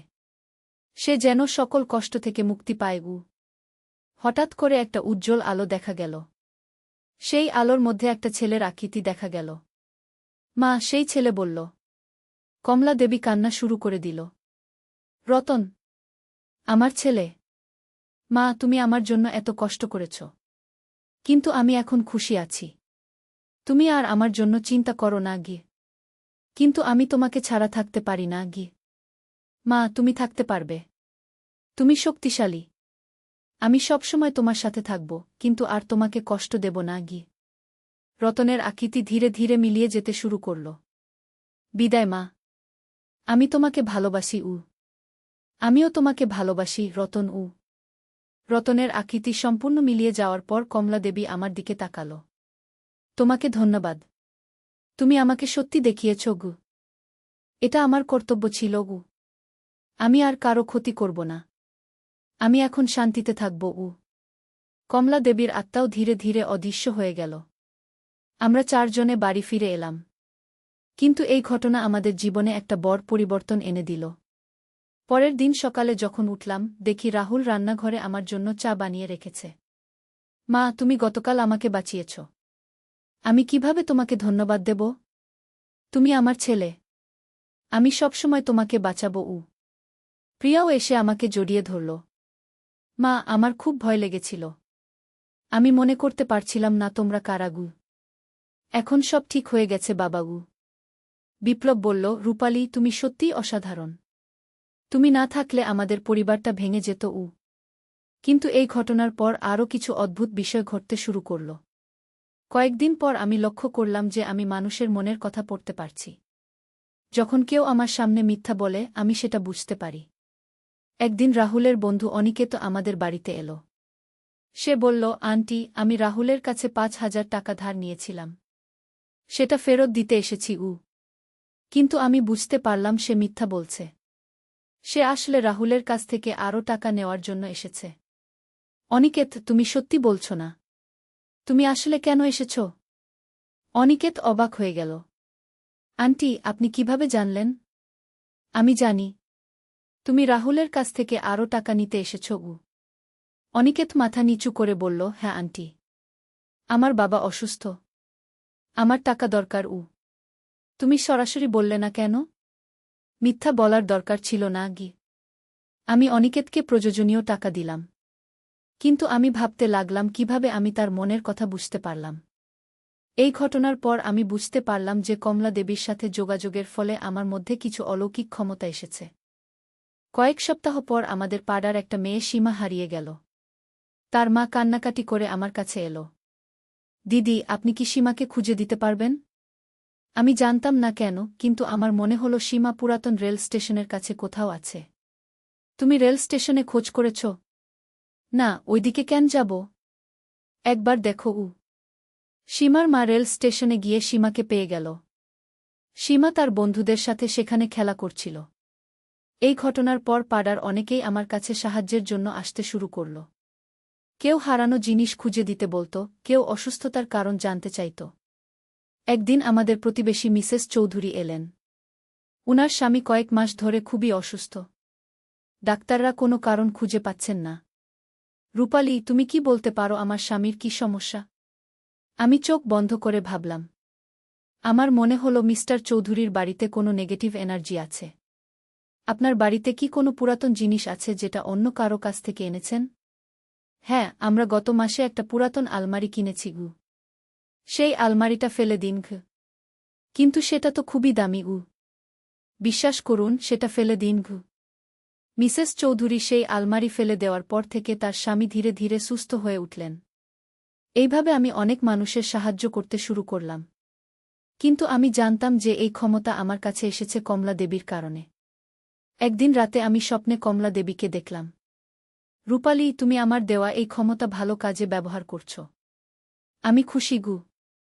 এই ক্ষমতা কি সবসময় থাকবে?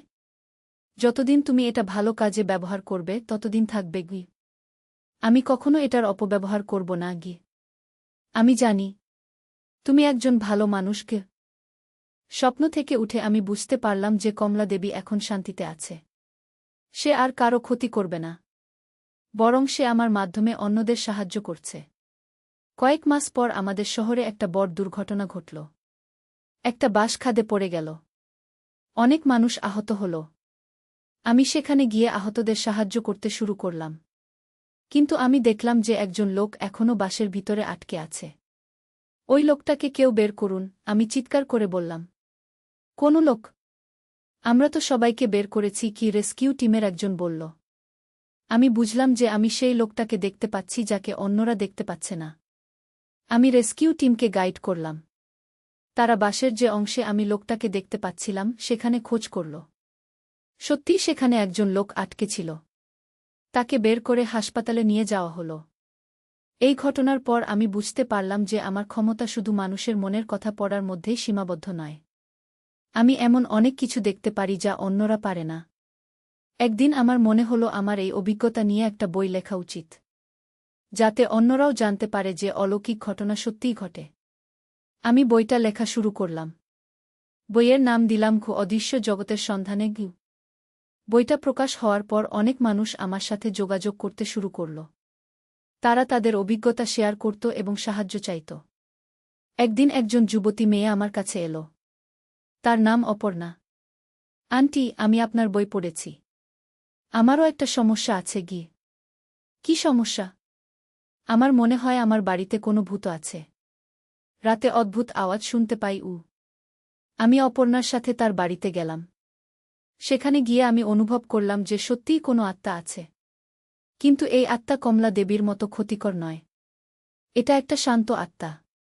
আমি সেই আত্মার সাথে কথা বলার চেষ্টা করলাম। তুমি কে? তুমি এখানে কেন আছো? আত্মাটি প্রকট হল। এটা একজন বৃদ্ধ মহিলার আত্মা। আমি এই বাড়ির পূর্বের মালিক। আমার নাম লীলাবতী গু। তুমি এখানে কেন থেকে গেছ? আমি আমার নাতনির জন্য চিন্তিত। সে একা থাকে। আমি তাকে পাহারা দিই। আমি বুঝতে পারলাম যে অপর্ণা সেই নাতনি। অপর্ণা, এই বাড়িতে আগে কে থাকত? আমার দাদিমা। তিনি গত বছর মারা গেছেন গু। আমি লীলাবতীর আত্মাকে বললাম, তুমি অপর্ণার যত্ন নিতে চাও, কিন্তু তুমি তাকে ভয় পাইয়ে দিচ্ছ গো। আমি তো তার ক্ষতি করি না গি। কিন্তু সে ভয় পাচ্ছে। তুমি যদি সত্যিই তাকে ভালোবাসো তাহলে তাকে স্বাভাবিক জীবনযাত্রা করতে দাও। লীলাবতী কিছুক্ষণ চিন্তা করল। তারপর বলল, তুমি ঠিক বলেছ। আমি চলে যাব। কিন্তু তার আগে অপর্ণার সাথে একবার কথা বলো। লীলাবতী অপর্ণার সামনে প্রকট হল। দাদিমা। অপর্ণা কান্না শুরু করে দিল। আমার সোনা, আমি তোমাকে ভয় পাইয়েছি। না দাদিমা, আমি জানতাম না যে এটা তুমি গু। আমি চলে যাচ্ছি। কিন্তু মনে রেখো, আমি সবসময় তোমার সাথে আছি গু। আমি তোমাকে মিস করব গু। আমিও তোমাকে মিস করব গু। লীলাবতীর আত্মা অদৃশ্য হয়ে গেল। কিন্তু এরপর অপর্ণার বাড়িতে আর কোনো অদ্ভুত আওয়াজ হয়নি। এইভাবে আমি অনেক মানুষের সমস্যার সমাধান করতে শুরু করলাম। আমার বইয়ের দ্বিতীয় খণ্ড লেখার পরিকল্পনা করছি।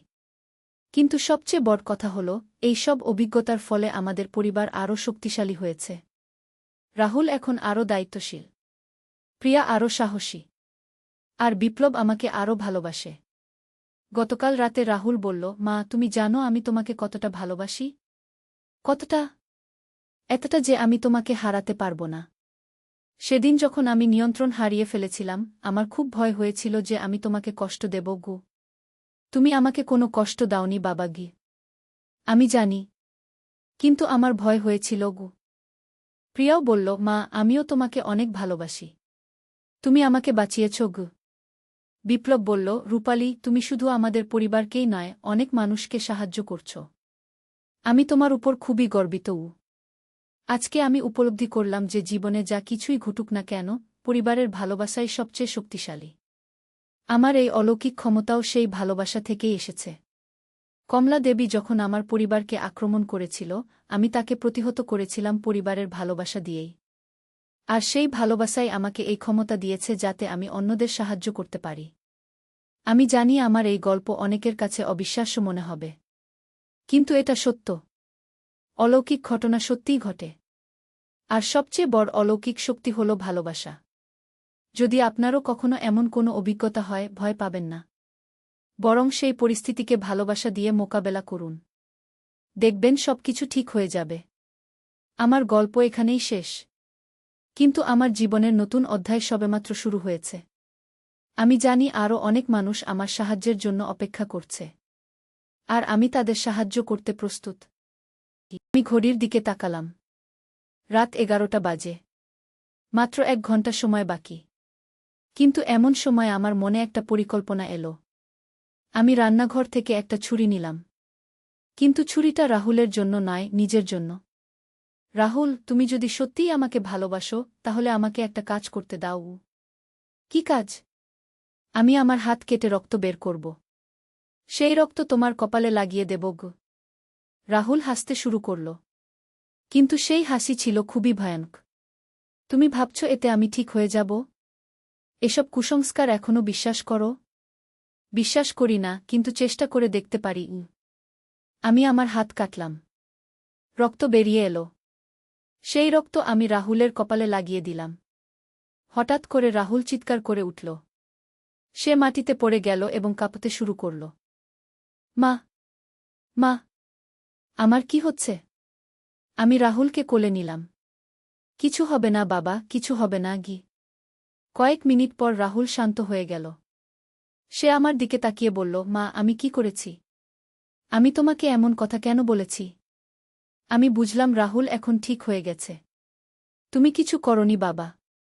তুমি অসুস্থ ছিলে গু। কিন্তু আমার মনে এখনো প্রশ্ন রয়ে গেছে। সেই মেসেজ কে পাঠিয়েছিল? সেই আয়নার মহিলাকে ছিল? পরদিন সকালে আমি সেই পুরাতন বাড়িতে যাওয়ার সিদ্ধান্ত নিলাম। রাহুল এবং বিপ্লবকে নিয়ে গেলাম। বাড়িটা দেখেই বোঝা যাচ্ছিল এখানে কিছু একটা অন্যায় আছে। দরজা খোলার সাথে সাথেই একটা অদ্ভুত গন্ধ নাকে এলো। ভিতরে ঢুকে দেখি দেওয়ালে অনেক ছবি ঝুলানো। সব ছবিতেই একই মহিলার মুখ। সেই মহিলাকে দেখে আমার মনে হলো আমি তাকে কোথায় যেন দেখেছি। হ্যাঁ, সেই আয়নার মহিলা। এই মহিলাকে? আমি জিজ্ঞেস করলাম। স্থানীয় একজন লোক এসে বলল, এই মহিলার নাম ছিল কমলা দেবী। 50 বছর আগে এই বাড়িতে থাকত। সে একজন তান্ত্রিক ছিল। লোকেরা বলে সে মানুষের মন নিয়ন্ত্রণ করতে পারত। সে এখন কোথায়? মারা গেছে। কিন্তু লোকেরা বলে তার আত্মা এখনও এই বাড়িতে ঘুরে বেড়ায়। আমি বুঝতে পারলাম কি হয়েছিল। কমলা দেবীর আত্মা রাহুলকে নিয়ন্ত্রণ করার চেষ্টা করেছিল। কিন্তু আমার রক্ত লাগানোর ফলে সেই আত্মা চলে গেছে। কিন্তু কেন সে আমার ছেলেকে বেছে নিয়েছিল? আমি ভাবলাম। এমন সময় বাড়ির একটা ঘরে একটা পুরাতন ডায়েরি পেলাম। সেই ডায়েরি খুলে দেখি সেখানে লেখা আছে, আমি কমলা দেবী। আমার একটা ছেলে ছিল। তার নাম ছিল রতন। রতনের বয়স ছিল 20 বছর। একদিন সে অসুস্থ হয়ে মারা যায়। তারপর থেকে আমি তাকে ফিরিয়ে আনার চেষ্টা করছি। আমি জানি যদি আমি কোনো মায়ের ছেলেকে নিয়ন্ত্রণ করতে পারি, তাহলে আমি তার মাধ্যমে আমার ছেলেকে ফিরিয়ে আনতে পারব। কিন্তু সেই মায়ের অনুমতি লাগবে। আমি যেই মায়ের ছেলেকে বেছে নেব, সেই মা যদি তার ছেলেকে আমার কাছে ছেড়ে দেয়, তাহলে আমি আমার ছেলেকে ফিরিয়ে আনতে পারব গো। আমি বুঝতে পারলাম কমলা দেবী চেয়েছিল আমি রাহুলকে তার কাছে ছেড়ে দেই। কিন্তু আমি সেটা করিনি। বরং আমার রক্ত দিয়ে তাকে বাঁচিয়েছি। কিন্তু গল্প এখানেই শেষ নয়। সেই রাতে বাড়ি ফিরে এসে দেখি প্রিয়া নেই। তার রুমে গিয়ে দেখি সেখানে একটা চিঠি রাখা। আমি প্রিয়াকে নিয়ে গেছি। এখন তুমি যদি তোমার মেয়েকে ফিরে পেতে চাও, তাহলে তুমি যা করতে পারোনি রাহুলের ক্ষেত্রে, সেটা করতে হবে প্রিয়ার ক্ষেত্রে গি। আমার মাথা ঝিমঝিম করতে শুরু করল। এবার কমলা দেবী প্রিয়াকে টার্গেট করেছে। আমি বিপ্লবকে সব কিছু বললাম। সে প্রথমে বিশ্বাস করতে পারল না। কিন্তু যখন রাহুল তার গতকালের অভিজ্ঞতার কথা বলল, তখন সে বিশ্বাস করল। আমরা কি করব? বিপ্লব জিজ্ঞেস করল। আমাদের সেই গোরস্থানে যেতে হবে। হয়তো প্রিয়া সেখানে আছে গি। আমরা 3 জনেই গোরস্থানে গেলাম। সেখানে গিয়ে দেখি প্রিয়া একটা পুরাতন কবরের পাশে দাঁড়িয়ে আছে। কিন্তু সে আমাদের দিকে তাকিয়ে নেই। প্রিয়া, আমি ডাকলাম। সে ঘুরে আমাদের দিকে তাকালো। কিন্তু তার চোখে সেই একই ভাব যেটা রাহুলের চোখে দেখেছিলাম। তোমরা কারা? প্রিয়া জিজ্ঞেস করল। আমি তোমার মা, প্রিয়া গু। আমার মা? আমার মা তো মারা গেছে অনেক আগে গিয়ে। আমি বুঝলাম প্রিয়া এখন কমলা দেবীর নিয়ন্ত্রণে। কিন্তু এবার আমি আগের মতো রক্ত দিয়ে চেষ্টা করতে পারব না। কারণ প্রিয়া আমার কাছেই নেই। এমন সময় হঠাৎ করে কমলা দেবীর আত্মা প্রকট হল। তুমি গতকাল আমার পরিকল্পনা নষ্ট করেছ। এখন আমি তোমার মেয়েকে নিয়ে নেব গ। তুমি কি চাও? আমি জিজ্ঞেস করলাম। আমি চাই তুমি তোমার মেয়েকে আমার কাছে ছেড়ে দাও। বিনিময়ে আমি আমার ছেলেকে ফিরিয়ে আনব গ। আমি কখনো আমার মেয়েকে তোমার কাছে ছাড়ব না গি। তাহলে তোমাকে জোর করে ছাড়তে হবে উ। হঠাৎ করে প্রিয়া আমার দিকে এগিয়ে এলো। কিন্তু তার হাতে একটা ছুরি। প্রিয়া থামো, আমি চিৎকার করলাম। কিন্তু প্রিয়া থামল না। সে আমাকে ছুরি দিয়ে আঘাত করার চেষ্টা করল। এমন সময় রাহুল এগিয়ে এসে প্রিয়ার হাত ধরে ফেলল। প্রিয়া, আমি তোমার ভাই। আমাকে চিনতে পারছ? প্রিয়া রাহুলের দিকে তাকাল। তার চোখে একটু দ্বিধা দেখা গেল। ভাইজা? হ্যাঁ, আমি তোমার রাহুল ভাইজা। তুমি আমাকে চিনতে পারছ? ধীরে ধীরে প্রিয়ার হাত থেকে ছুরি পড়ে গেল। সে রাহুলকে জড়িয়ে ধরে কান্না শুরু করে দিল। ভাইজা, আমার কি হচ্ছিল? আমি কেন তোমাদের চিনতে পারছিলাম না? আমি বুঝলাম প্রিয়াও এখন ঠিক হয়ে গেছে। কিন্তু কমলা দেবীর আত্মা এখনও সেখানে আছে। তোমরা আমার পরিকল্পনা নষ্ট করেছ। এর জন্য তোমাদের শাস্তি পেতে হবে গি। হঠাৎ করে চারদিকে ঝড় শুরু হয়ে গেল। গাছের ডাল ভাঙতে শুরু করল। কবরের পাথর নড়ে যেতে লাগল। আমাদের এখানে থেকে যেতে হবে, বিপ্লব চিৎকার করে বলল। কিন্তু আমি বুঝতে পারছিলাম যে আমরা যদি এখনই এখান থেকে না যাই, তাহলে কমলা দেবী আমাদের সবাইকে নিয়ন্ত্রণ করে ফেলবে। এমন সময় আমার মনে পড়ল সেই পুরাতন বাড়িতে পাওয়া ডায়েরিতে আরও কিছু লেখা ছিল। কমলা দেবীর দুর্বলতা হচ্ছে তার ছেলের কবর। যদি কেউ তার ছেলের কবরে ফুল দিয়ে শ্রদ্ধা জানায়, তাহলে সে শান্তি পাবে গু। আমি চারদিকে তাকালাম। একটা পুরাতন কবর দেখলাম যেটার উপরে লেখা আছে খুরতন দেবী 1950-1970 এটাই নিশ্চয়ই কমলা দেবীর ছেলের কবর। আমি সেই কবরের কাছে গেলাম। আমার কাছে কোনো ফুল ছিল না। কিন্তু আমি আমার চুল থেকে একটা ফিতা খুলে সেটা কবরের উপর রাখলাম। কমলা দেবী, আমি তোমার ছেলের জন্য দুঃখিত। কিন্তু তুমি যা করছো সেটা ঠিক নয়। তোমার ছেলে মারা গেছে। তুমি তাকে ফিরিয়ে আনতে পারবে না। বরং তুমি অন্য মানুষের ক্ষতি করছো গু। হঠাৎ করে ঝড় থেমে গেল। চারদিক শান্ত হয়ে গেল। কমলা দেবীর আত্মা আবার প্রকট হল। কিন্তু এবার তার মুখে রাগ নেই, বরং দুঃখ। আমি জানি আমি ভুল করছি।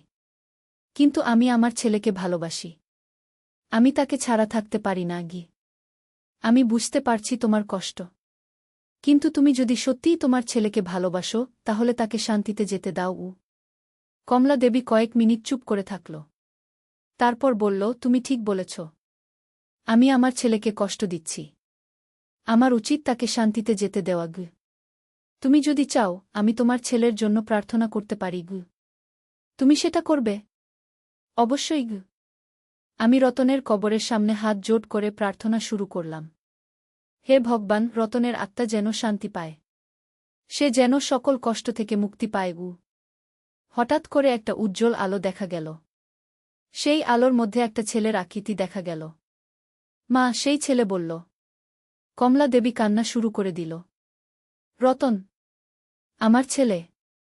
মা, তুমি আমার জন্য এত কষ্ট করেছ। কিন্তু আমি এখন খুশি আছি। তুমি আর আমার জন্য চিন্তা করো না গি। কিন্তু আমি তোমাকে ছাড়া থাকতে পারি না গি। মা, তুমি থাকতে পারবে। তুমি শক্তিশালী। আমি সবসময় তোমার সাথে থাকব, কিন্তু আর তোমাকে কষ্ট দেব না গি। রতনের আকৃতি ধীরে ধীরে মিলিয়ে যেতে শুরু করল। বিদায় মা। আমি তোমাকে ভালোবাসি উ। আমিও তোমাকে ভালোবাসি রতন উ। রতনের আকৃতি সম্পূর্ণ মিলিয়ে যাওয়ার পর কমলা দেবী আমার দিকে তাকাল।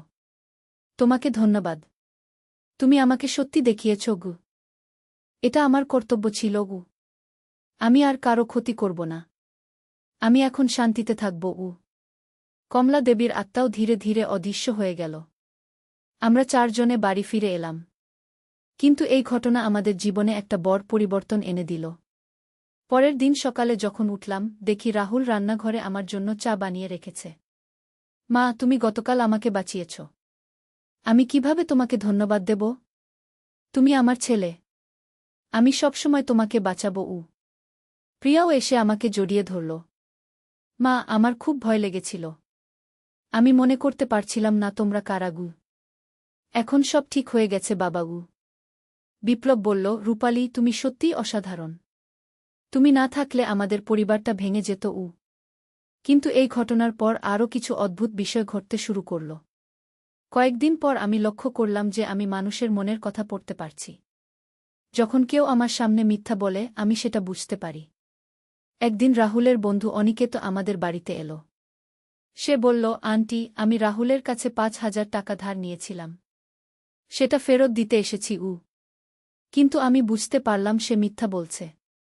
সে আসলে রাহুলের কাছ থেকে আরও টাকা নেওয়ার জন্য এসেছে। অনিকেত, তুমি সত্যি বলছ না? তুমি আসলে কেন এসেছ? অনিকেত অবাক হয়ে গেল। আন্টি, আপনি কিভাবে জানলেন? আমি জানি। তুমি রাহুলের কাছ থেকে আরও টাকা নিতে এসেছ। অনিকেত মাথা নিচু করে বলল, হ্যাঁ আন্টি। আমার বাবা অসুস্থ। আমার টাকা দরকার। তুমি সরাসরি বললে না কেন? মিথ্যা বলার দরকার ছিল না। আমি অনিকেতকে প্রয়োজনীয় টাকা দিলাম। কিন্তু আমি ভাবতে লাগলাম কিভাবে আমি তার মনের কথা বুঝতে পারলাম। এই ঘটনার পর আমি বুঝতে পারলাম যে কমলা দেবীর সাথে যোগাযোগের ফলে আমার মধ্যে কিছু অলৌকিক ক্ষমতা এসেছে। কয়েক সপ্তাহ পর আমাদের পাড়ার একটা মেয়ে সীমা হারিয়ে গেল। তার মা কান্নাকাটি করে আমার কাছে এলো। দিদি, আপনি কি সীমাকে খুঁজে দিতে পারবেন? আমি জানতাম না কেন, কিন্তু আমার মনে হলো সীমা পুরাতন রেল স্টেশনের কাছে কোথাও আছে। তুমি রেল স্টেশনে খোঁজ করেছ? না, ওইদিকে কেন যাব? একবার দেখো। সীমার মা রেল স্টেশনে গিয়ে সীমাকে পেয়ে গেল। সীমা তার বন্ধুদের সাথে সেখানে খেলা করছিল। এই ঘটনার পর পাড়ার অনেকেই আমার কাছে সাহায্যের জন্য আসতে শুরু করল। কেউ হারানো জিনিস খুঁজে দিতে বলত, কেউ অসুস্থতার কারণ জানতে চাইত। একদিন আমাদের প্রতিবেশী মিসেস চৌধুরী এলেন। উনার স্বামী কয়েক মাস ধরে খুবই অসুস্থ। ডাক্তাররা কোনো কারণ খুঁজে পাচ্ছেন না। রূপালি, তুমি কি বলতে পারো আমার স্বামীর কি সমস্যা? আমি চোখ বন্ধ করে ভাবলাম। আমার মনে হলো মিস্টার চৌধুরীর বাড়িতে কোনো নেগেটিভ এনার্জি আছে। আপনার বাড়িতে কি কোনো পুরাতন জিনিস আছে যেটা অন্য কারো কাছ থেকে এনেছেন? হ্যাঁ, আমরা গত মাসে একটা পুরাতন আলমারি কিনেছি। সেই আলমারিটা ফেলে দিন। কিন্তু সেটা তো খুবই দামি। বিশ্বাস করুন, সেটা ফেলে দিন। মিসেস চৌধুরী সেই আলমারি ফেলে দেওয়ার পর থেকে তার স্বামী ধীরে ধীরে সুস্থ হয়ে উঠলেন। এইভাবে আমি অনেক মানুষের সাহায্য করতে শুরু করলাম।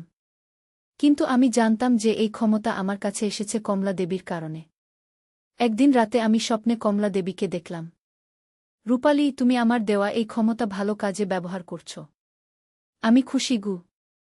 এই ক্ষমতা কি সবসময় থাকবে? যতদিন তুমি এটা ভালো কাজে ব্যবহার করবে ততদিন থাকবে। আমি কখনো এটার অপব্যবহার করব না। আমি জানি তুমি একজন ভালো মানুষকে।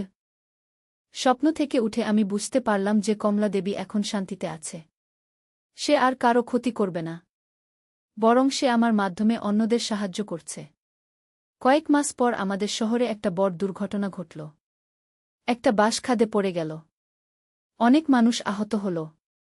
আমি সেখানে গিয়ে আহতদের সাহায্য করতে শুরু করলাম। কিন্তু আমি দেখলাম যে একজন লোক এখনও বাসের ভিতরে আটকে আছে।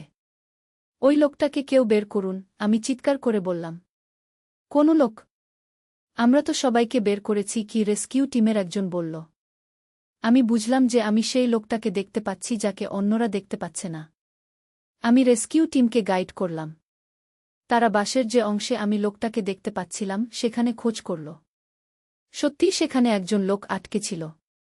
তাকে বের করে হাসপাতালে নিয়ে যাওয়া হলো।